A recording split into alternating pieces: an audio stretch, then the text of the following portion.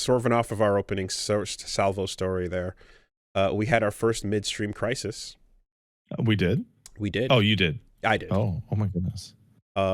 Midstream, there was a cry for help, and I went, oh, straight up. Help! There was a gotta go see what's going, and so we stopped and we went down to go see, and so you know, like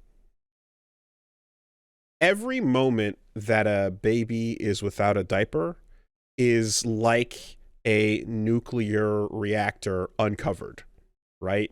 You want to have it contained. You want the control rods in place. It needs to stay cool, because the moment that shit is open to the air, we're all suffering for it. Permanent damage. Our lives are shortening. So we're playing fast and loose with your life. You're playing risky, and this means, of course, that bath time is just one big risky exercise. And boy, have we been lucky until this point. So Diaper Chernobyl has occurred. It is luck, but you can mitigate that luck, right? And the way that we have mitigated that luck, timing, very simply, is to move our daily schedule for bath time around this. You know what's the safest time right now? Because it was an unsafe time 5 minutes ago. Yeah, okay. Well, we had a version of that worked. We had a schedule that worked where it's because it's a 2-person operation, between the keeping her warm and doing the full transfer. But recently, as sleep times have been changing and moving back earlier and earlier, and it's like, oh shit, like the windows where I would be there are getting closed off. Yeah, that's hey, you're turning into a different Pokemon. Oh, we got to re-engineer the entire thing. Gotta fucking rebuild it. And so right now that meant that a solo bath had to occur. And yeah, just we're hitting those fun ones, rolling the dice on that, and it's not coming up. It's not coming up, Millhouse. On the plus side, as long as you're in a bathtub, there's only so much that can go wrong. Yes. It is mitigated by the baby tub and the whole process, there is of course. A perimeter of, like, I'll accept almost anything happening in this oval. Yes. However, it is just like there is a time limit that is going down because temperature is dropping, and like naked baby is starting to get a little bit colder, and so you have to keep warm, but you have to also manage the contamination and you have to decide how to, and so it's like just cooking eggs in the microwave. If you leave it in too long, they explode. Sure, man, but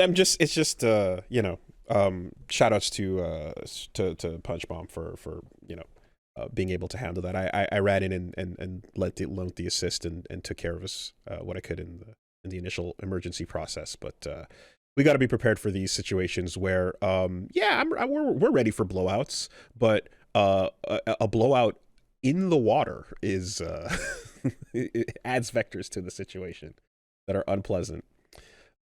What I can say is cool, however, is as she's getting older, we're looking at some of the milestones and things that are coming and going and changing, and some of that behavior certainly involves like locking in hard on primary caregiver mama, and you're in that phase. Oh, it's here, That was I'm gonna tell you, Woolie, that was by far the hardest part. Yes, it is easy, free. It is for you. Yep. Like for mom, it's like, I mean, there's a lot of labor, but like also it's like I'm this person's only person in the world. That feels pretty good. But like for you, yeah, this is definitely the hardest part. And of course, not just your own situation, but like, when mom needs you to step in and take care of something in a particular moment or whatever, and it's like, this is extra hard because of that, and you're just like, fuck, that's the worst feeling ever. And I've been talking I've talked It's to brutal. Yeah, and I've talked to people about it, and they've said like sometimes it's months, sometimes it's years. They don't, but like there's a period of time that goes back and forth, and things can change. It all just, you never know what you're gonna get with that, right? We have a friend. My boy is 2.5, and this week was the first time when he woke up from his nap and I went to get him. He did not say no. Okay. Not you. Yeah. Right. Yeah. This week, mom went and got him, and he said, "No, I want dad." Right. So that can be up to like fucking 3 years. So I've got some in-laws that you know, kind of was hearing about how they were in a situation very similar to what I'm describing, and then when their mother like got pregnant a second time, and like while she's dealing with that most of the time, dad has to step in and basically become primary caregiver for the kid that is already there, and over that time they bonded more, and then he was like, okay, now you're the person I want around. And now it's like when a boo-boo happens and mom's like, oh, do you want me to kiss it to make it better? And he's like, no. Only dad I can kiss the boo-boo, you know? So like, it's fickle. It can swerve on a dime. We know this, you know, it is clear. Nonetheless, yeah, you've come to this pod and described those moments of just, oh, and they So I'm going to tell you what was told to me. I'm going to tell you what was told to me, which is don't take it personal. Of course not. Of course not. However,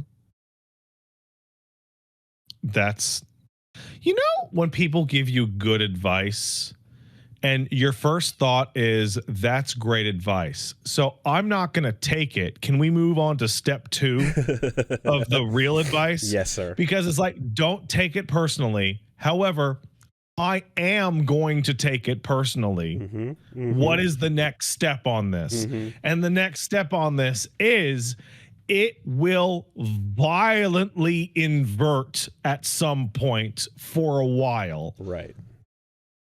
And then it will be like totally flipped, and that one can be for a really long time where they suddenly only want the one that's not around, the one that's doing the 9 to 5. Yeah, the process of pushing boundaries and switching things up as you grow and become more and more aware is that you're going to do things like that, play with preferences, start playing with no's and yeses and rejections, and you know that I can see that being a thing. I also did kind of discover a solution of sorts. At least I brute forced.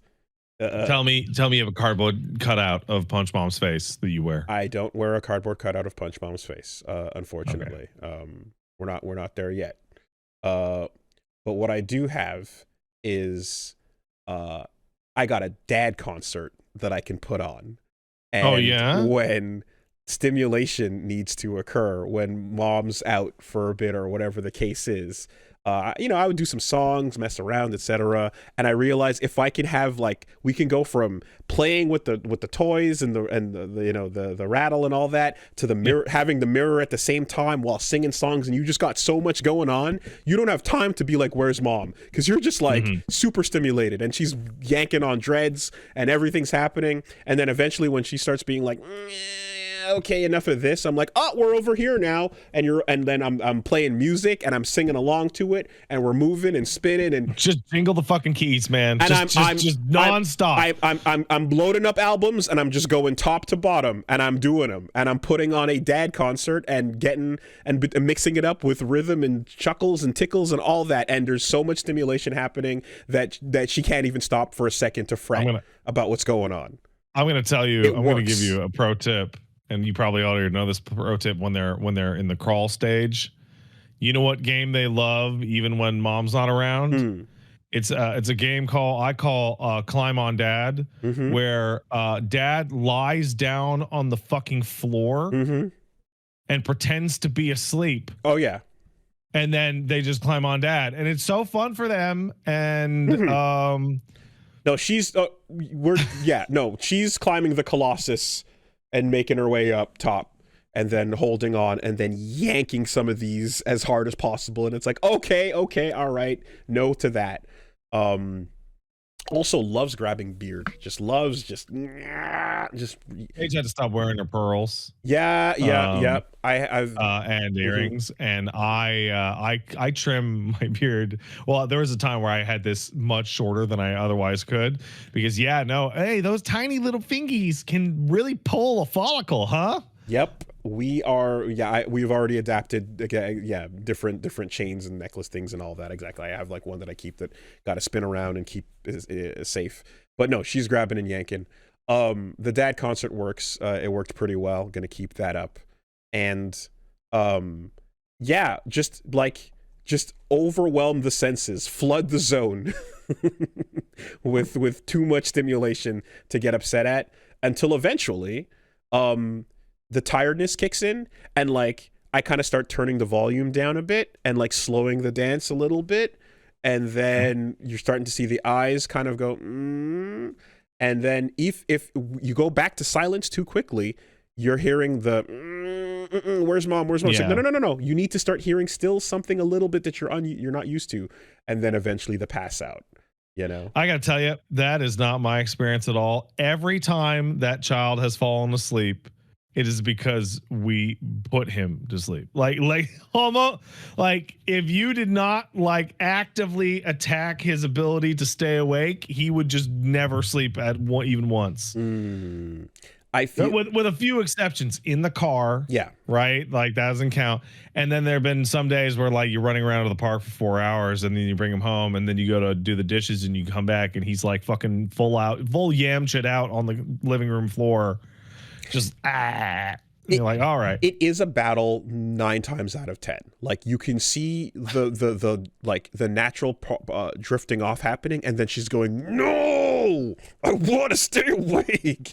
Has she done the thing where she pulls her own hair to wake herself up? The hands are going up and all over the place for sure. Oh, yeah, man. she's not pulling to wake herself up. She's not doing that, but she is like just doing this and like flailing and stuff. And it's Little Mac about to go down in We Punch Out, and then the foot stomp and get back up, from the, like, she will like eyes open, like Undertaker sit up almost, I remember sitting there with my little guy at like 1 a.m. and like, man, why won't you go to sleep? And I'm like rocking him super hard. And then I finally got him to sleep, and Paige was like, oh, you're going to go to bed? I'm like, no, I want to stay awake and play with my toys. Right. Don't know where he got it from. Right. Don't know where. Right. Yep. Yep. I mean, the absolute like horror movie moment of, like I said, looking through the baby monitor and getting your, again, Undertaker eyes open, almost sit up moment, and you're like, yeah. And then they go right back to sleep. And you're just like, what the fuck? That's crazy. So we're in the, so he's a lot easier to put down now. He's a toddler. He expends more energy. But so our guy likes to sing himself to sleep. Oh, wow. And he loves Christmas songs. So we're now in this place of like, we're all hanging out, and he's like winding down, and then he's like dead quiet for like 10 minutes. And then, you turn your phone away and you text wife, and she's like, and you're like, oh, is he asleep? I think so. And then just top of his lungs, jingle bells, jingle bells, just screaming it as loud as he can, singing the whole damn song. That will surely put me down. Yeah. Okay. What happened to counting sheep? All right. Counting sheep is overrated.